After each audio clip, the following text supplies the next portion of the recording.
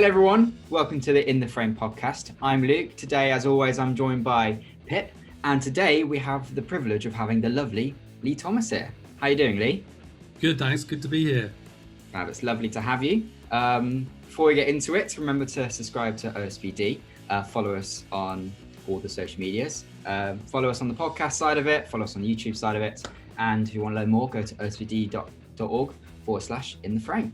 All right, let's get into it. Brilliant. Hey Lee, it's brilliant. Thank you so much for doing this, mate. I know you are a busy man, and you're welcome. It's good to be here. Yeah, lots. I mean, you have been busy this past year with quite a lot of stuff coming out on TV and stuff. So I just wondered if you'd just, to begin with, just kind of give us a little bit of a brief overview of your career and where that's brought you to at the moment and what you're doing. Sure. Yeah. I mean, the last few years, 2-3 years have been really good, I would say. It hasn't always been like that. And it's feast or famine quite often with this career, I've found. But I've just come off of Industry, which was out on BBC, and White House Farm last year came out, which went down quite well. 2 TV projects, and I also produced a feature which I'd been developing for 5 years before it got off the ground, called The Last Tree. So that was a real flurry. But before that, I was making a transition from film to TV, which was quite hard. It's like two worlds, hard to break out of one into the other, I found.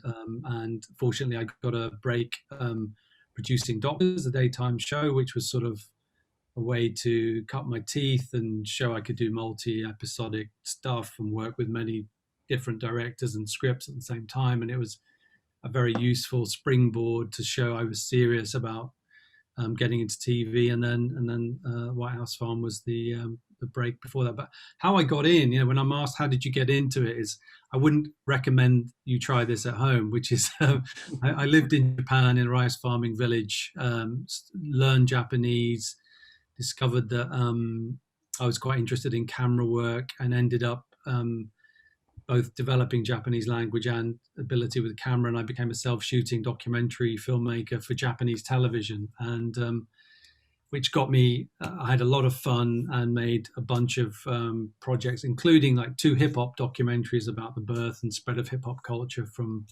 the US to the rest of the world. And but then found, I was a bit stuck then, and came back to the UK after 5 years and didn't really know anybody in the industry. I had this weird show reel.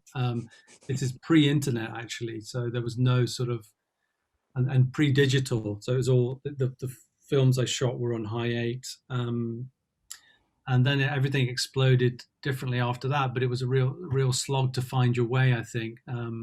So I ended up getting into film school and had made shorts, just kept busy making docs, didn't just rely on film school, but tried to make things outside of that. And then thanks to film school, made some good relationships with good collaborators, and got my first feature off the ground a couple of years out of film school, which, looking back, I realized was a combination of luck and circumstance and picking the right writer director to team up with, because the idea we happened to have hit the spot for Channel 4 at the time. So it was, you look back, you think, oh, that was all my hard effort, but there's a little bit of everything. It's hard effort plus a bit of luck plus a bit of something else, And then I suppose I had a period where after that film, everything was looking very rosy, and I thought it's going to be like this. My first feature was with Andy McDowell, who was a bit of a star still then.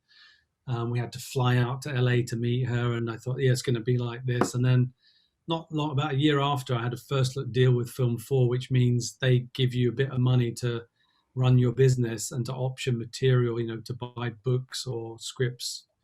And in exchange for that, I just have to show them our projects first. And I thought, again, it's going to be easy. And then suddenly, overnight, way above your head, my head, Channel 4 had a restructuring. They shut down the film division as it was, and the first look deal went with it. And suddenly, instead of a business, I had an expensive hobby. So that's when I actually thought and I was trying to, I just met my now wife at the time, and I suddenly losing credibility fast as my credit card was going up, and I thought I've got to get a job, and that's when I applied for a job as head of production and development at Screen West Midlands, so which is where I met you, Pip.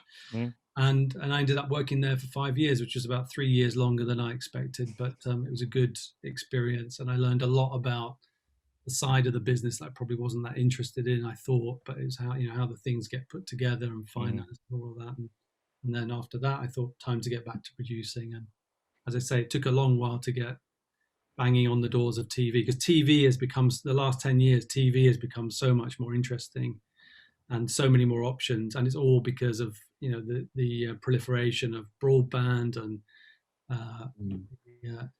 emergence of streamers and the widening of the channels we can all put our media on, whether it's just on internet or through broadcasters. But yeah, so and then happily I have to say, this is after a period of being in the desert, it felt like I've had a good couple of years. So yeah, Right. Quite grateful.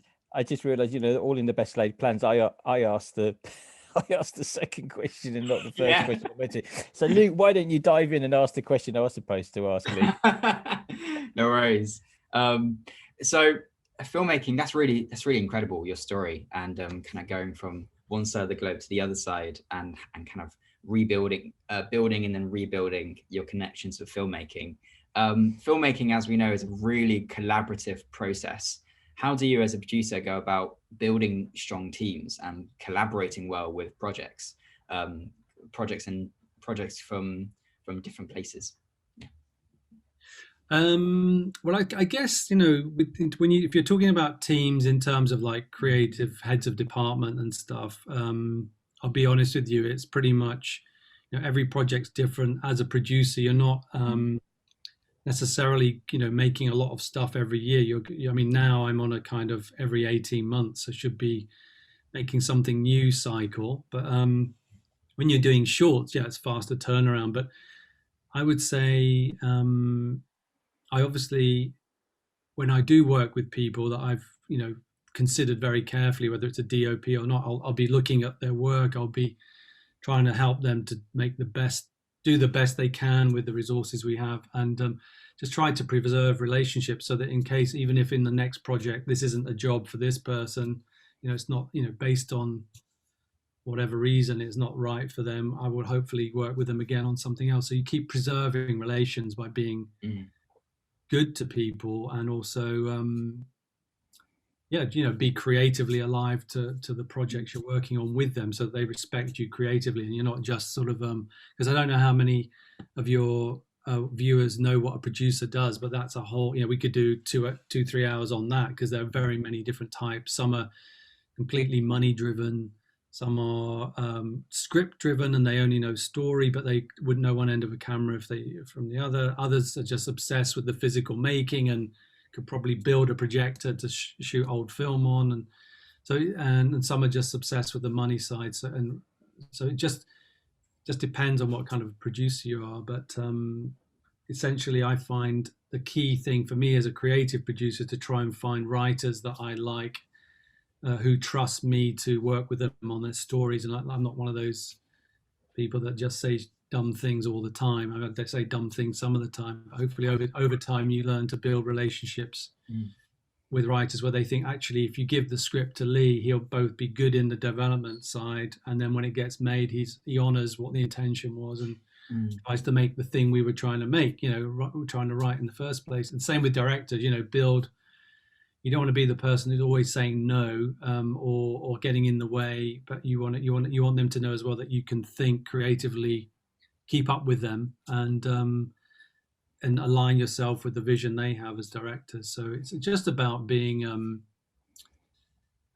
it's just like finding your tribe, I suppose. But there's also, there's the side to it, making things that you just really want to make, and hopefully, if you're lucky, you'll get the money to do that. But it's also might be building a career. It's about, for anyone getting into the industry, it's about, just know your stuff and work hard, and don't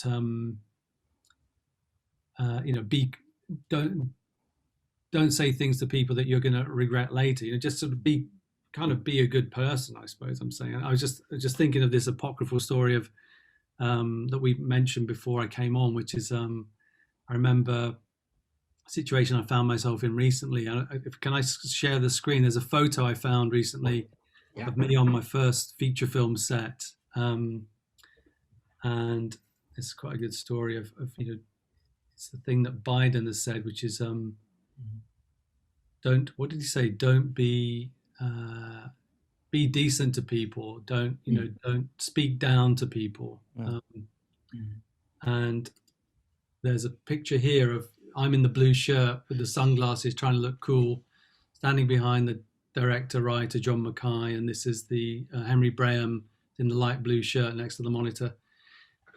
He's the DOP, and then scrunched right down here in green in the t-shirt on the dirty floor is a young man who was named Joel Wilson.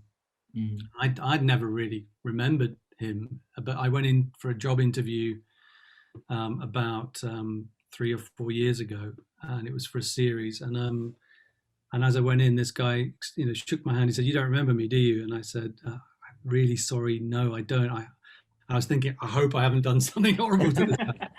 And he said, "I'm Joel. You gave me my first break in film, and I've always thought you were a good guy and a good producer, and I like the way you treated your crew, and I've got this business, and we've got this show, and want to talk to you about it." Anyway, this is the guy who went on to make a series called Sex Education and sold his business for multiple figures, and he's doing super well. And I thought, that's such a lesson in be careful how you treat people. It doesn't matter what their role is. Treat people equally. And I have seen examples of people favoring people they think are in power and then really talking down to runners and just having people that they just treat badly. I just say forget all that. Just treat people equally and well. And so you become someone who's just I think the thing about a lot of these jobs, when you get into not so much short films where it's in and out and everyone's doing favors, but longer projects, you've got to live and work with people for a long time, maybe up to 18 months, or maybe it's a 6-month shoot, and you just want to be the person people can get along with, and is a fundament. Your character is as important as your skills, but you must know your job. You've got to be someone. When I think about the people that I notice who are coming up, it's often people that they know to do their job well, and they don't complain about the fact that they really want to direct, but today they're running, or today they are assistant coordinating, and it's boring to book hotels for people, and it's bored. I really want to be out with my lenses, but because I can recognize in someone that they've got more to offer than maybe this role. But it's really good for me if they will just support me during, put a little pause button on that desire and just give me everything they've got and be there for the show, be there for me and the team for this project. And then what happens is as they show their reliability and their eagerness to learn, you then start to have those odd moments at the end of the day or between busynesses, and you just start chatting. And you want them to be themselves, and you find out that they are secretly writing this script or they're doing something else, and you do find you pick up on that. In fact, I suppose my feature film, The Last Tree, was born of a relationship with a technically more junior writer, but I really liked him and saw one of his shorts, really liked that, and then later went back, why don't we do a feature together? And then it turned into The Last Tree. So it's just that thing of, in your scrabble to get ahead, and it is, it's going to be a marathon, not a sprint. Just don't forget, just that side of things. Just be decent, respect people around you, whatever their level, and you'll do well. But also know your stuff. If you're in a, I always remember this phrase: don't work to earn, but work to learn. And certainly quite often you do get underpaid, so that won't be a problem. You won't be earning maybe always as much as you want, but make sure that whatever you do next, you're going to learn something, and make sure you do learn it, and you don't just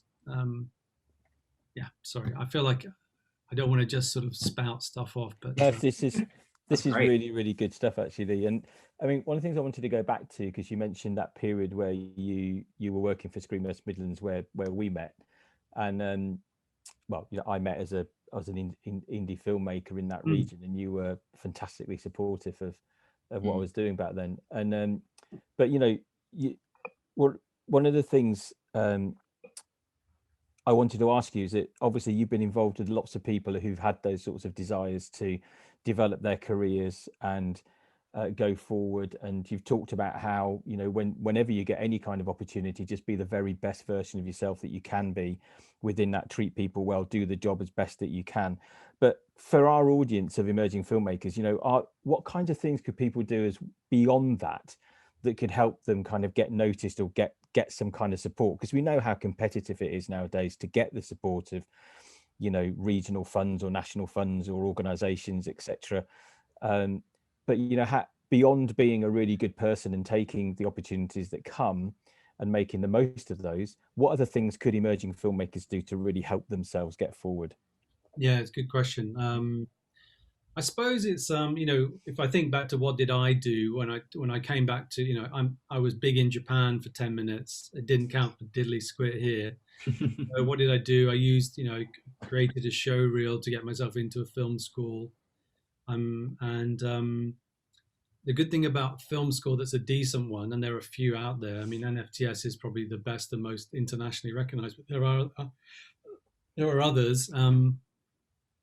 That's one way to slot yourself into a system whereby you're going to be, if you did nothing else, by the end of it, you're going to get noticed by certain people who are milling around looking for new talent. And it's always that filtering thing, you know. It's like if you look at the output of people that come out of film schools, a lot of them, you know, there'll be a lot of them that do quite well. Some don't and fall by the wayside. But that sort of attracts people looking for new talent.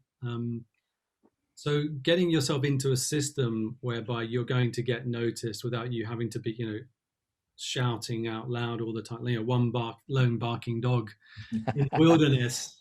Yeah. Or one small barking dog, as some might say, like the charity. Or, you know, and getting involved in communities like this where, you know, you never know if you've got a cohort of, say, 30 people or 100 people on this kind of platform. Who knows, if you've pitched something to one of your friends or cohorts on here, and then someone else hears someone looking for something, then that's a way of getting build a virtuous circle of referees.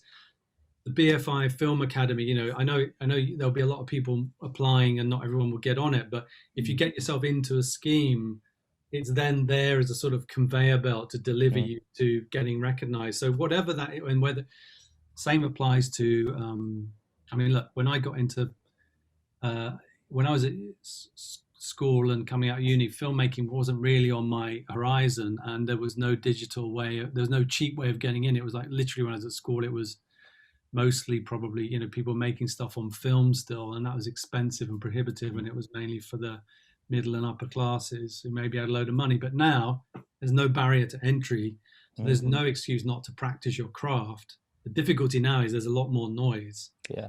So it's how to get noticed. And I think things like, I remember I was influenced a lot by Sundance sort of mentality of make low budget feature rather than a low budget short, or make a short, because I think there is a market for features. If you make something that can get a distribution deal, then you've already lifted yourself off above some of the crowd. But then on the other hand, you'll have a festival like Sundance that gets like 1,000 applicants, and only a small percentage of those will get selected, and a small percentage will get distribution. So even that's not a guarantee. But I think you've just got to, you know, it's all about longevity. I think, you know, how can you see this as a marathon, not a sprint, and how can you keep yourself sustained while you wait for either the lucky break comes along to people who really try hard, I think, and who are in the game enough for luck to sort of randomly pick them. So it's a case of you know, being secure in yourself enough that you can afford to be in the business, I suppose, whether that's a job in the industry and you're working your way up, or whether it's some other job.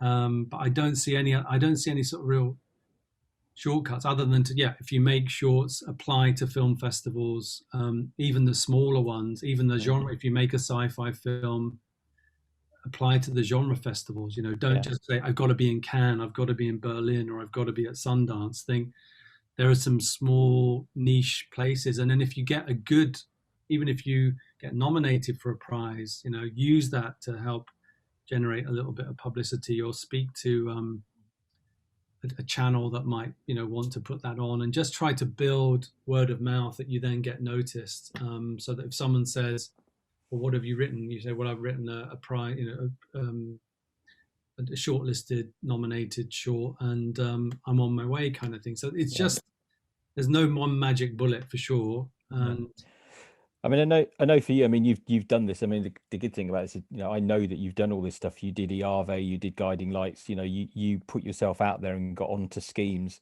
that really helped propel you forward and put you into networks. Obviously, you did do film school, but I'm also aware that, one of the things we're trying to do here at the charity is to ensure that we are trying to reach out to as a diverse group of young people as possible. So many of whom might be coming from areas, backgrounds, ethnicity, or whatever it might be, gender, where they feel maybe a bit distanced from this. It all seems a little bit highfalutin over there. That's not really for me.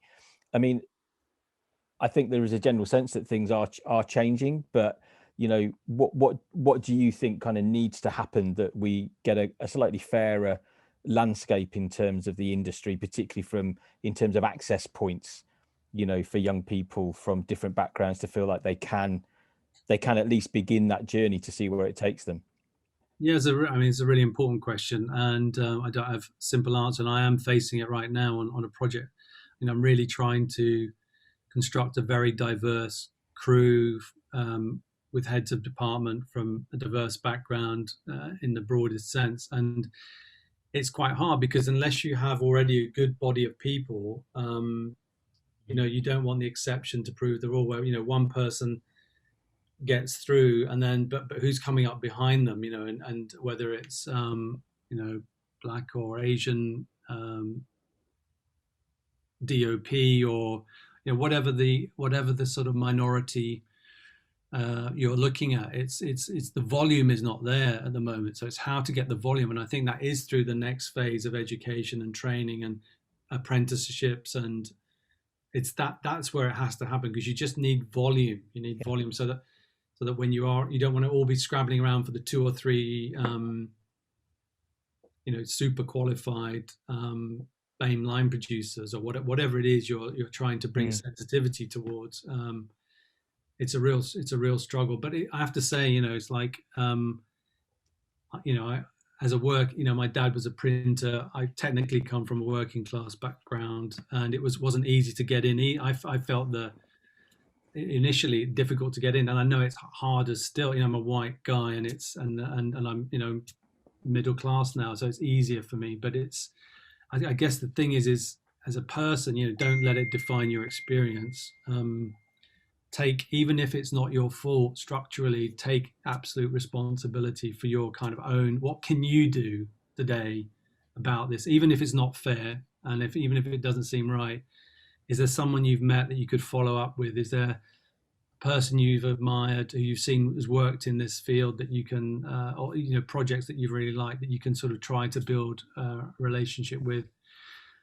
And then beyond that, I think now I don't think the film and TV industry has been more aware of its its failings as it is now. And now is a good time to shout about your desire and your need to sort of get in this business, and don't be shy and timid about pointing out why it's time for you to be getting a chance. And again, be polite, respectful, but be noisy, And I genuinely think, when I talk to line producers, I've been interviewing line producers this last couple of weeks for a new HBO show set in Jamaica. We're gonna have no problem with local cast and crew, but to get the UK unit together, I ask every line producer, what are we gonna do to make sure that we're not just going to the same old?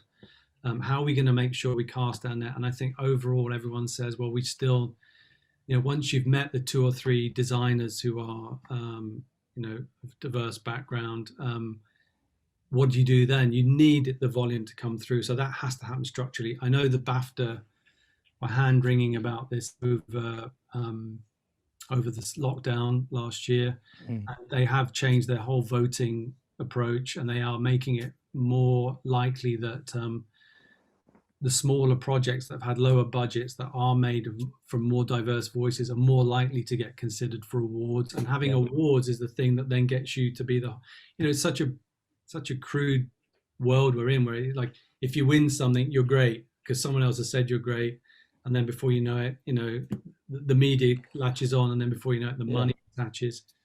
So I think getting more those awards programs need to be changed. Training needs to be ramped up. I mean, I don't know if you remember as well, Pip, but when I worked for Screen West Midlands, I hadn't realised for a while until we did realise that even though our doors were wide open to the sort of, which I mean, Birmingham was a very diverse culture, but we weren't getting a lot of applications from the Black and Asian communities.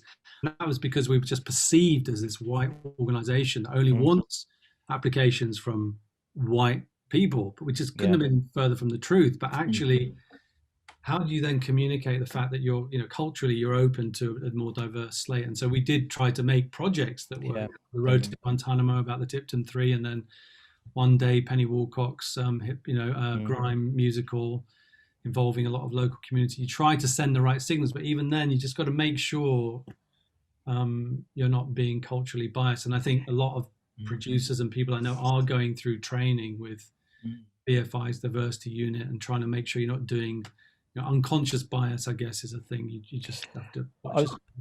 I was going to say that there's something about the other side of the camera as well, isn't there? There's the stuff that's behind, but I think to inspire the next generation of young people who perhaps don't necessarily think this is a career they can go into. And I think it's great that the show that you did, Industry, on the BBC, the fantastic young black actor that's in the and I think it's just really important that we're putting that diversity on screen as well, and we're picking stories that are from those kind of diverse voices and angles of society that perhaps have not been looked at. I mean, I know Debbie, whose podcast comes out today, actually, did 2 of Sir Steve McQueen's Small Axe projects as line producer, and I think I think that's another really important part of it, isn't it? That it's the stories that are being told, as well as all of the things you've talked about in terms of opening the doors and encouraging people into the industry.